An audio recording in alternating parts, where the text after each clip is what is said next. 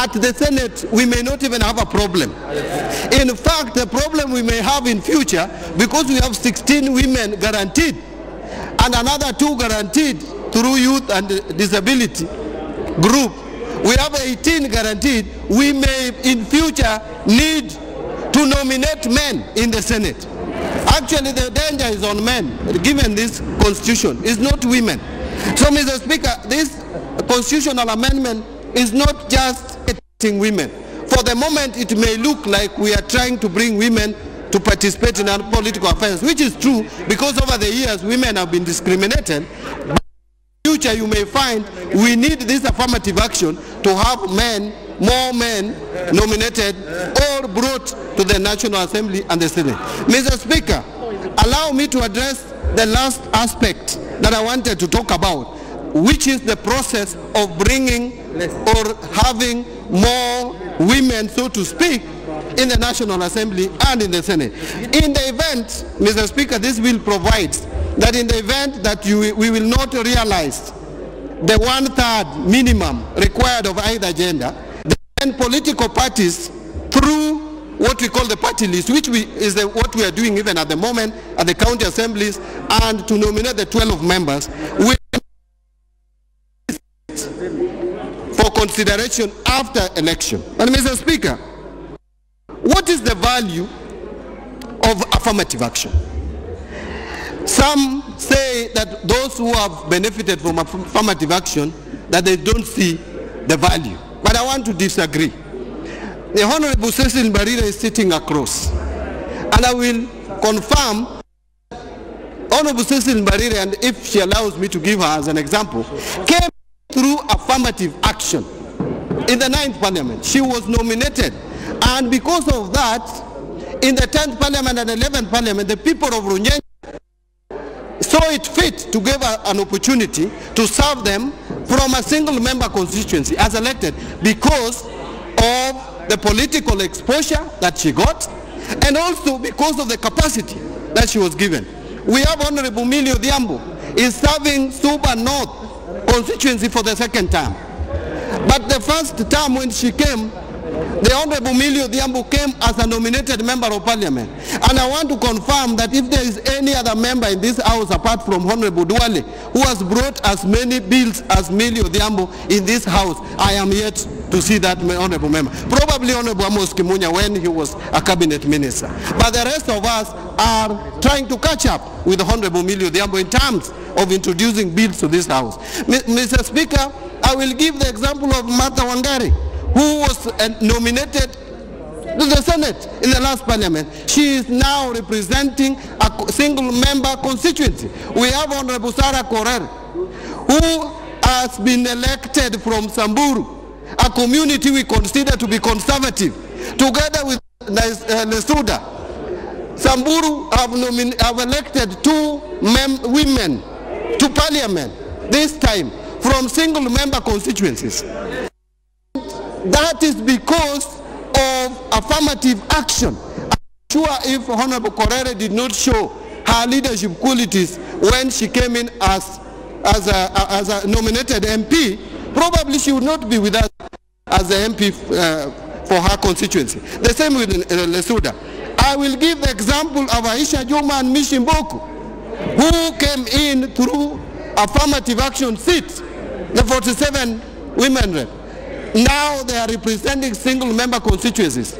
That is what gives me confidence that if we allow more women to access leadership through affirmative action, I have no doubt in my mind that what we have been praying for, what we have been pushing over the years, that we want more women to be mainstreamed in Parliament, will be realized automatically. We may not even need to wait for 20 years, Mr. Speaker, to realize this very important principle. But in the event that 20 years shall lapse, Mr. Speaker, obviously, the Parliament then will decide whether they can extend it for a further 10 years or terminate it with attendant consequences at that time.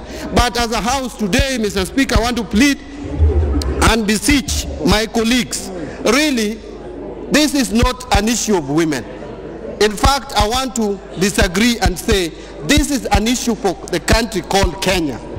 This is an issue that must be addressed. We look very bad, Mr. Speaker. Even the Supreme Court has pronounced itself. The Supreme Court gave us up to August, was it 2016? August 2015, to pass this important legislation. We failed. Mr. Speaker, I would hate to see a situation where we are fighting some Okiya Mtata in court that this house is unconstitutional, that we have been defeated as a country, as members of parliament. I don't want to go on record as having sat in a parliament that was found wanting in terms of passing legislation that would have mainstreamed the two-thirds gender rule in the constitution. Something we were aware of, something we campaigned. And by the way, Mr. Speaker, as I conclude, if you look at Article 81, it's really shocking that all the provisions of Article 81 have been implemented except the two-thirds gender rule. Mr. Speaker, it talks about freedom of citizens to exercise their political rights. We have been doing that. Mr. Speaker, just 1 minute as I conclude. It talks about fair representation of persons with disabilities. We have been doing that, although we need to do more. But Mr. Speaker, it talks about universal suffrage. It talks about secret ballot, freedom from violence, conduct by independent body, IEBC, transparent process that we have always been shouting about. But this one provision under Article 81 of not more than two-thirds of the members of elected public bodies shall be of the same gender. Mr. Speaker, that one, this House has failed and the country has failed to actualize. Mr. Speaker, with those many remarks, I just want to sit and second the bill and ask my colleagues to find favor with the Duale bill, although Honorable Duale doesn't want it to call Duale bill. Thank you, Mr. Speaker. Well spoken. Honourable members, before I propose the question, I can see, don't worry. You know, I can see there are 53. Don't raise your tiny hand up there, Honourable Ongili. Just relax. Don't, you know, you are very far. In fact, you can, the machine only shows the first 10. So you must be in the group which is somewhere inside there. So just relax. It will give as many of you as possible a chance to make your comments, contribute. But before I propose the question of members, allow me to recognize the presence in the Speaker's Gallery of the Honourable Senator Dr. Agnes Zani, 8 members from the County Assembly of Nairobi, also in the Speaker's Gallery, I believe lady members, and 1 lady member from Nyamira County Assembly. They are relaxing, and I think they came because of the member for Embakasi East. This is the National Assembly.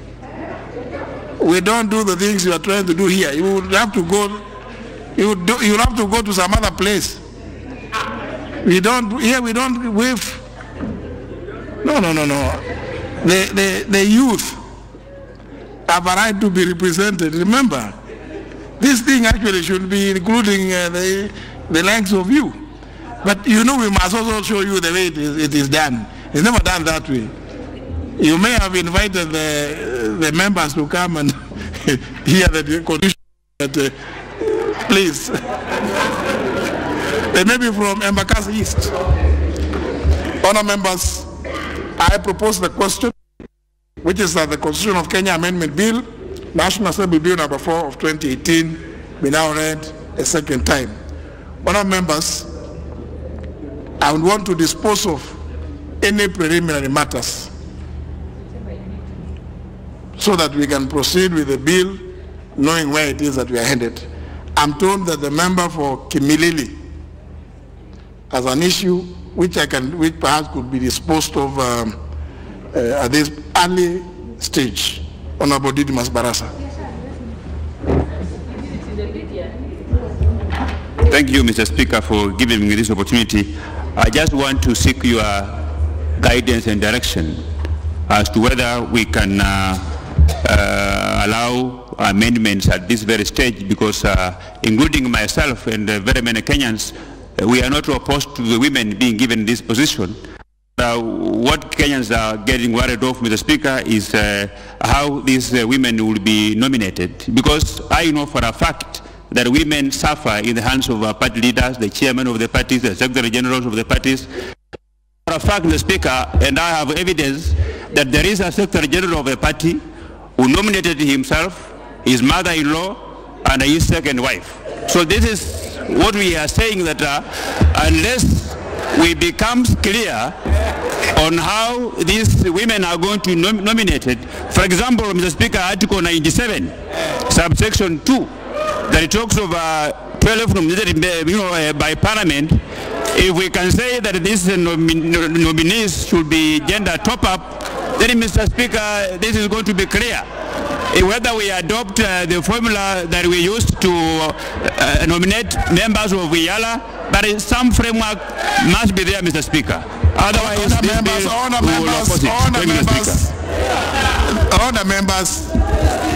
the member for Kimilili did not address you. So I'm wondering, the Honorable Source is now also the member is, I am the one who, honor members,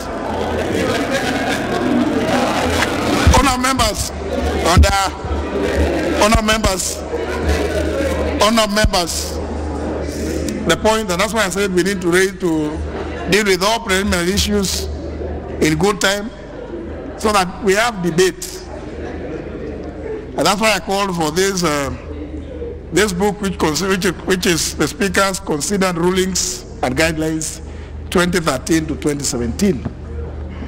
Because the issue being raised by the Honorable Didimas Barasa is an issue that I am to address this House on 20th of August 2015. And it was on whether a bill to amend the Constitution may be amended by the House. And I don't need to reread the entire ruling. Those of you who recall that there was a bill moved by the Honorable Member for, the then Member for Ugenya. And in that ruling, inter alia, I didn't say the following, for avoidance of doubt. Honourable members, you will note that the preamble to our Constitution highlights that the people of Kenya adopted, enacted, and give themselves and future generations of the Republic this Constitution. The sanctity of the Constitution is a social contract between the people of Kenya and not a document belonging to the Houses of Parliament, nor any other organ for that matter, and it is therefore to be jealously safeguarded at every turn. And any process of its amendment is delicate and can only be undertaken with reference to a definite procedure that deviates from the ordinary procedures. Honourable members, while Parliament has been given the power to amend the Constitution, we should be mindful that the Constitution belongs to the people of the Republic. Treating the process of the amendment as akin to an ordinary legislation would subvert the collective will of the people. In this regard, it is expected that any person intending to amend the Constitution must be very clear and precise on what he or she is intending to alter, but not to change mind while in the process. And it indicates, therefore, that while the procedure to amend the Constitution similar to the procedure provided for in dealing with any other legislation, there would be conflict. A clear area of conflict would be, suppose one house was to pass the bill in a particular form and the other house does not agree.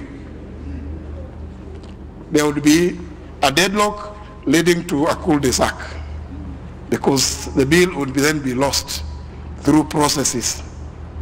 And therefore, the process of amending a constitution cannot be similar to that provided for in the amendment, in dealing with ordinary legislation. I would want to commend this ruling to the Honorable Barasa, while noting that I will therefore not allow any purported amendment to this constitutional amendment bill. So, honourable members, those others who may have been desirous of proposing amendments to this bill be accordingly guided. So we will continue with this bill as it is, and that's why the bill to amend the constitution has to be published for a minimum of 90 days. So that everybody knows what it is that is being proposed.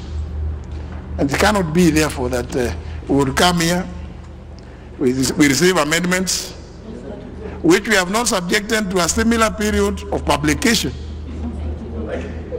Ordinary legislation does not go through that similar process, and therefore, and in keeping with the practice obtaining in many other jurisdictions, it would put us as a house or as parliament in a very unique and unusual position within the continent of Africa and several other parts of the world. So therefore, Honorable Barasa, if you want to address the issue of that process of nominating those people you are calling top-ups, I think you should be prepared to address it either on a standalone law, which will be implementing what has been passed, either through the Political Parties Act, the Elections Act, or any other act to address your fears about the wives and the second wives whom you addressed. So for now, I think let us deal with this bill, and please let us just treat it with the seriousness that it deserves. So for now, I want to allow the chair of the Justice and Legal Affairs Committee to make his contribution, having gone around the country listening to views of the public. Honorable Cheptumo. Thank you, Mr. Speaker. Mr. Speaker, I wish to support the bill. Mr. Speaker, after the first reading of this bill, it was committed to the Committee on Justice and Legal Affairs. And Mr. Speaker, pursuant to the provisions of Article 118 of the Constitution, we were able to invite the public to give written memoranda on this very important bill, Mr. Speaker. And Mr. Speaker, I would like to very briefly inform the House. And Mr. Speaker, my submissions is very important because, Mr. Speaker, it's important for this House to know what the Kenyan people views are about this amendment bill, a constitutional amendment bill. Mr. Speaker, we visited across the country. Public hearings took place in Nairobi, Machakos, Mombasa, Kisumu, Kakamega, Eldoret, Nakuru, Nyeri, Isiolo, Wajir, Turkana. Mr. Speaker, you realize those areas I've mentioned, Mr. Speaker, confirms that we were able to go across the country. And Mr. Speaker, during these public hearings, members of the public, either individually or representing institutions and organizations, made oral and written submissions, which, Mr. Speaker, the committee was able to take into account in reviewing the bill. Mr. Speaker, during the public hearings, 1,845 persons and 59 institutions and groups stand up. And Mr. Speaker, if you read the report that we tabled in the House, we were able to demonstrate, Mr. Speaker, that this bill received overwhelming support from the Kenyan people. Mr. Speaker, just to show the House, out of 59 institutions, 55 supported the bill.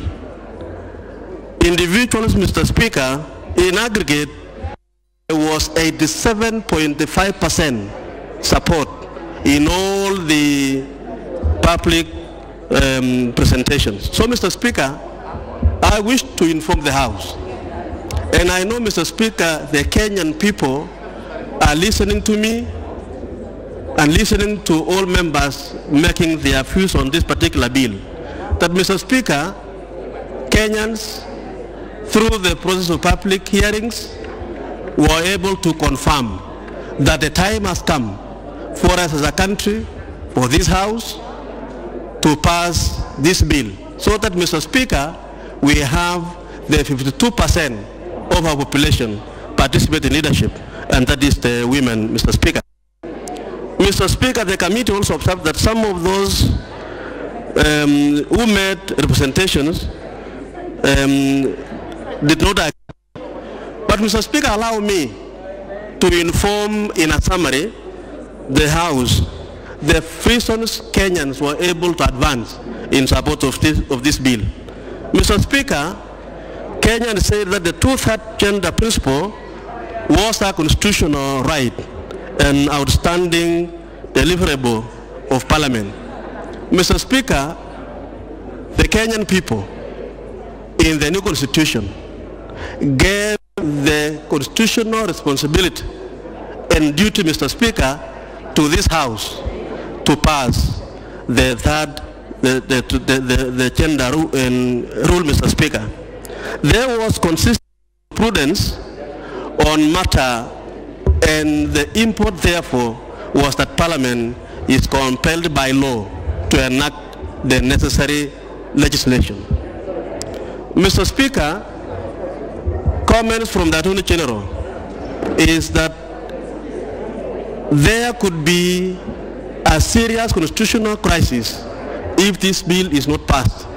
Mr. Speaker, it is important for us to know that we may take this particular principle lightly, Mr. Speaker, but the Constitution itself has even contemplated a situation where this House can, Mr. Speaker, be dissolved when we fail to pass this law. And therefore, Mr. Speaker, it is critical, it is important for us to pass. Mr. Speaker, the fourth point raised by most Kenyans is that over 50% of Kenya's population comprises of the female gender, and as such, representation that is democratic must be at a minimum represent the majority population of the proportions provided for by the Constitution. And so, Mr. Speaker, again, as I said earlier, we have 52% of the Kenyan population comprised of women. Mr. Speaker, they need to play a role in leadership. Mr. Speaker, and I want members to listen to this. I want members to listen to this point, Mr. Speaker, that Kenya was ranked the last. Mr. Speaker, in the region, the East Africa region, Mr. Speaker, we are always ahead in most of the issues, whether development. But, Mr. Speaker, unfortunately, in this particular issue, Kenya was ranked the last in the East Africa community in terms of women representation in Parliament. Mr. Speaker, this country must take its position or her position in the region. The women representation in Kenya in the 12th Parliament stood at 22%, way below other states in the region. And so, Mr. Speaker, I think it is important for us as a country and as a people and as a parliament to pass this bill so that we have our rating in the region to take the position that we are always. Mr. Speaker, Kenya's image globally in terms of women representation in parliament was not good. Observation of the 8th episode report by the Committee on Elimination of Discrimination Against Women in November 2017 said this, and I quote, "The committee is concerned that 7 years after the adoption of the new constitution, the rule that no more than 2/3 of the elected public bodies are not to be of the same gender, the 2/3 gender rule is still not implemented." Mr. Speaker, critical point again to note by this House is that Kenya was also a signatory, or is a signatory to various international inter alia, the Universal Declaration of Human Rights, the Beijing Declaration and Platform for Action, an African Union Protocol to the African Charter on Human Rights, on People's Rights. And Mr. Speaker, despite Kenya being a signatory to all those instruments, Mr. Speaker, we still ranked below in terms of mainstreaming the role of women in leadership in this country. Mr. Speaker, non-implementation of the 2/3 gender principle cannot be justified legally or constitutionally based on a report of the National Women Steering Committee in partnership with the Institute of Economic Affairs 2015. And so, Mr. Speaker, what I have quoted here is the summary of what institutions, what Kenyans who have given views in support of this bill have been able to express. Mr. Speaker, we represent the people, the sovereign will of the Kenyan people.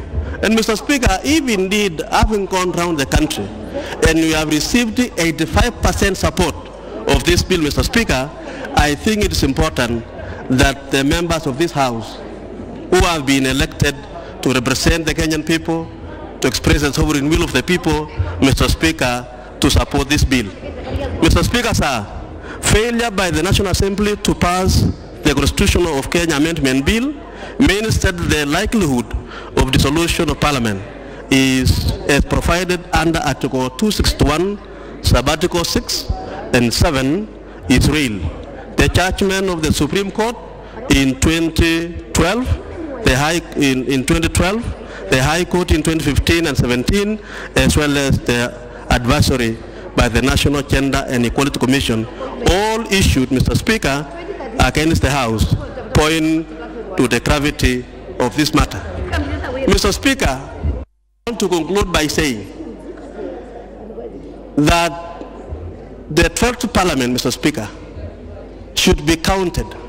And Mr. Speaker, to say that this House has been able to stand firm on issues. The other day, Mr. Speaker, when the bill sponsored by Honorable Amalwa came before the House, changing the election date from August to December, Mr. Speaker, we almost actually passed that law, save for a few members that were not able to raise their quorum. Mr. Speaker, Kenyans are watching us, and if there is a time, Mr. Speaker, and I want to be on record on this, if there is a time that this House will be counted,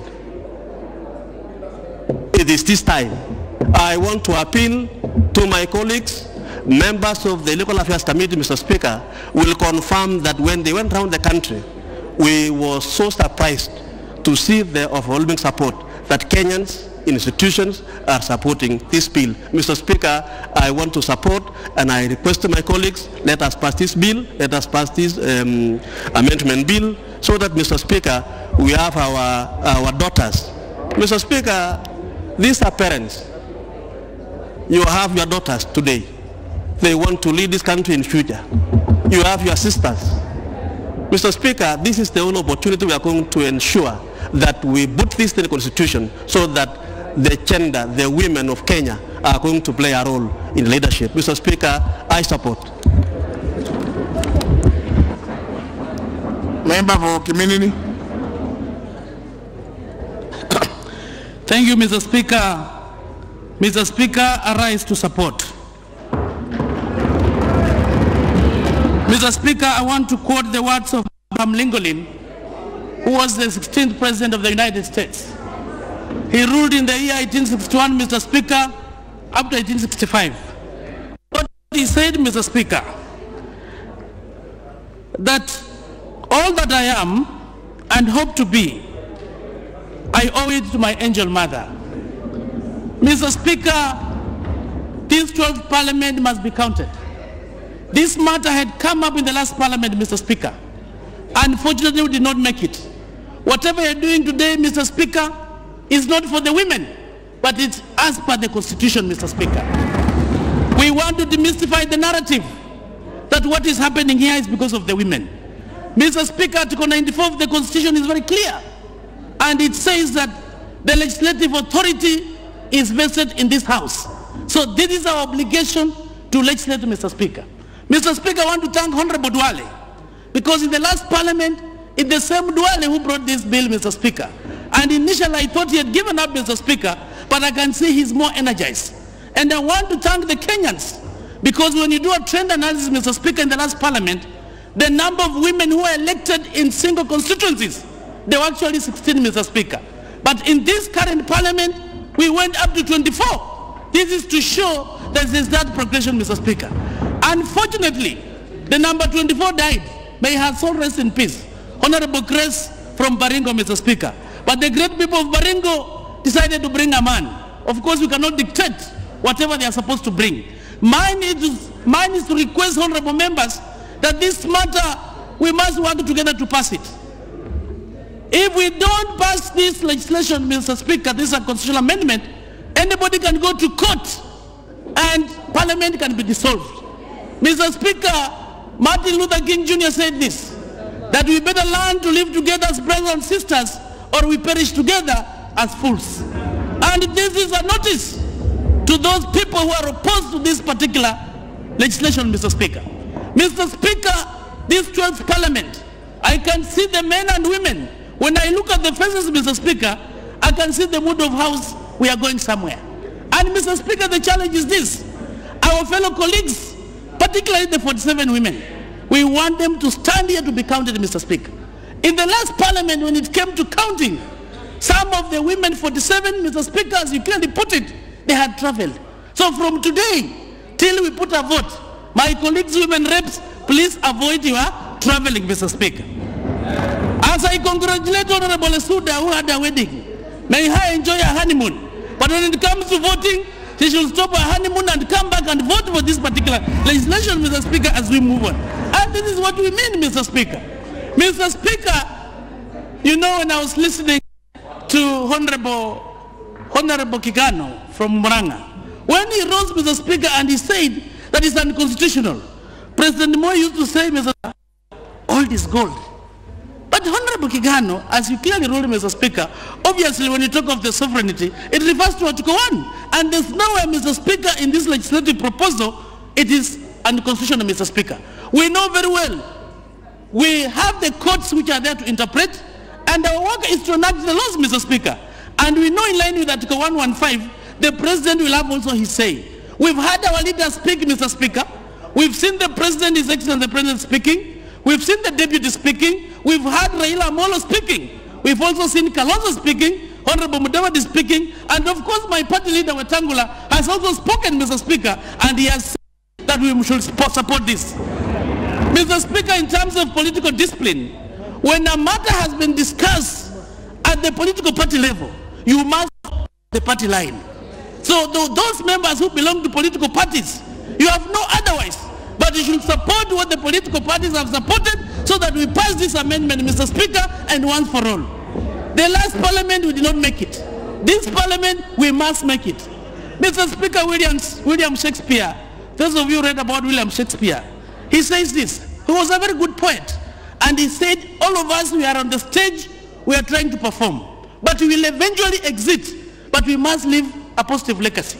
The 12th parliament today, you are on the stage, but you are going to exit. But you want to leave a positive legacy of saying the 12th parliament managed to put in place the 2/3 gender rule, Mr. Speaker. Mr. Speaker, we're here. I have a young daughter, Mr. Speaker, who is about 2.5 years. She's called Victoria. And today I'm debating because I want Victoria to be counted in the future. So that as she leaves, Mr. Speaker, she's given an able opportunity that she can also be a leader. I'm humbly requesting the honorable members to move speed and pass this amendment, Mr. Speaker. I thank you and I support.